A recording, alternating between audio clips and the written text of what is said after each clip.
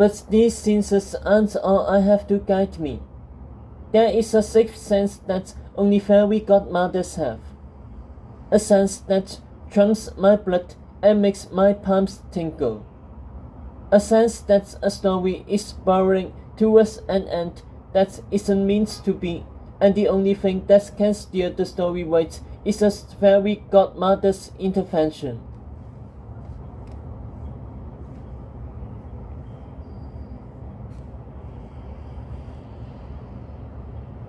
It is this sense that made me have Cinderella the night of the ball. It's this sense that made me force Agatha to look in the mirror her first year when she had given up on her ever after. It's this sense that made me come to Camelot before the snake's attack. My fellow teachers surely considered the last a mistake, a violation of the story's rules beyond a fairy godmother's work. But I'll do it again. The King of Camelot will not die on my watch, not just because he's king, but because he is, and will always be, my student.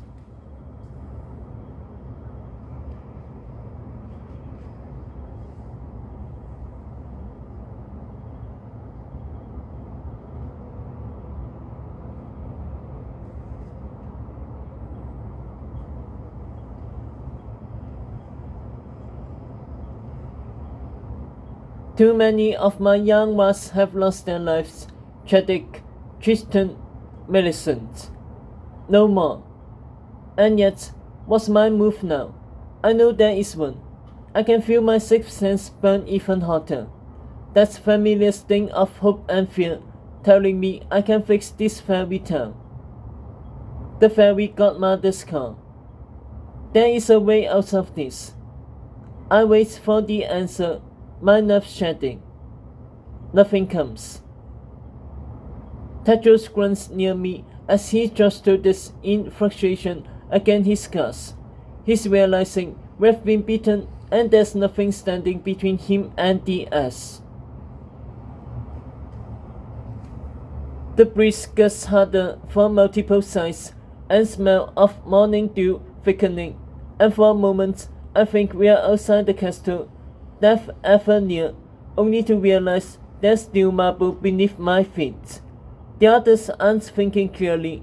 I hear their panic, William's whimpers turning to sobs, Valentina hissing and cursing, Tedros' boots skidding, trying to stop.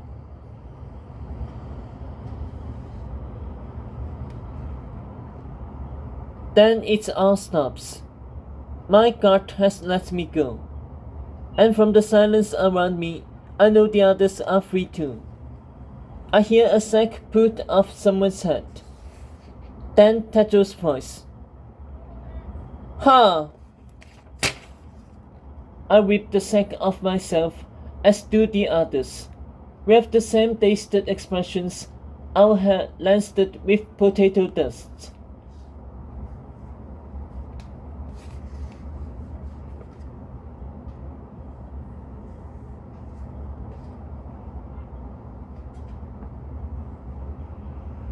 We are in the Blue Tower dining room, looking out over a veranda, the sky the color of amethyst, warning of dawn. The long dining table is made of glass mosaic, the shreds of blue forming a lion's head in the center. Laid out around it is a magnificent feast. Seared venison cut into pink hearts atop green barred beans.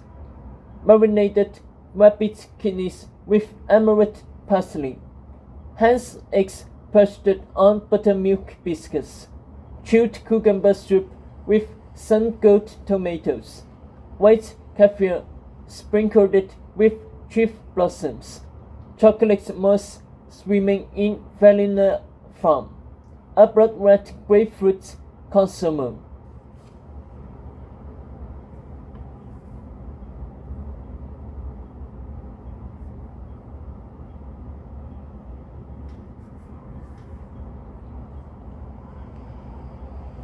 There are 7 place settings at the table, each labeled with one of our names.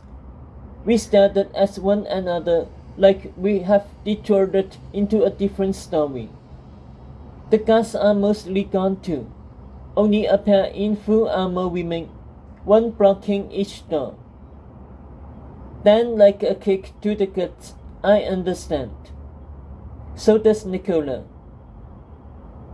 It's our last meal, she says, gazing over the balcony stone well. We gather behind her, looking down at the execution stage atop a hill, burnished in the moonlight. There's a dark wooden block in the middle of it. Tato's throat bobs. Two shadows suddenly glide overhead, and Sophie passes on the catwalk above us. She's walking with Ryan, speaking to him in a whisper.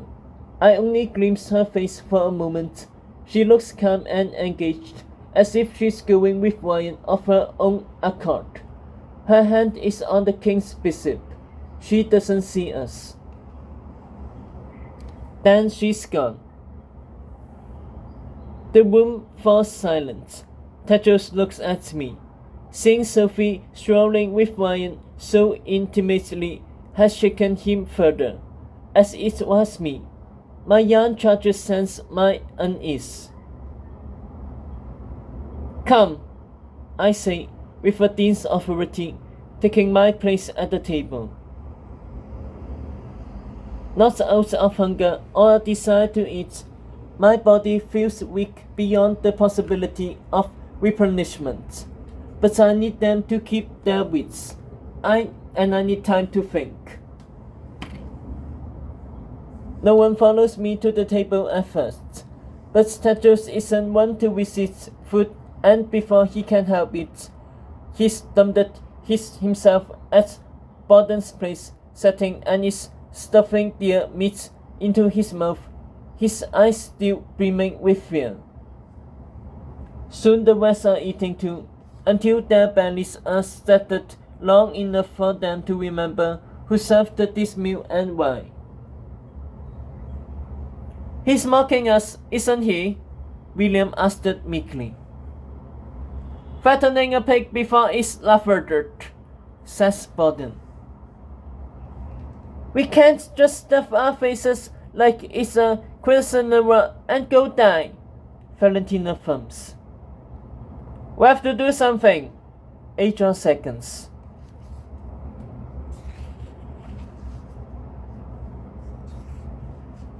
They instinctively look at Tedros, who glances between the pirates at the doors, inscrutable through their hammers, both wielding swords. We have no weapons. To attack them would lead to a faster death than the one already scheduled. Yet, they are listening to everything we say, as if Ryan's not only taunting us with food, but the hope of escape. The gears in Tedros' head are turning, knowing any plan he speaks out loud will be threaded before it starts.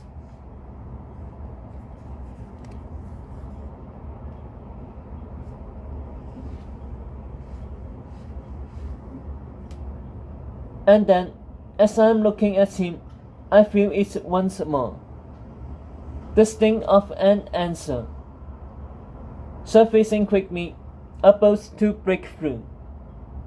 But again, nothing comes, like a ghost afraid to show itself.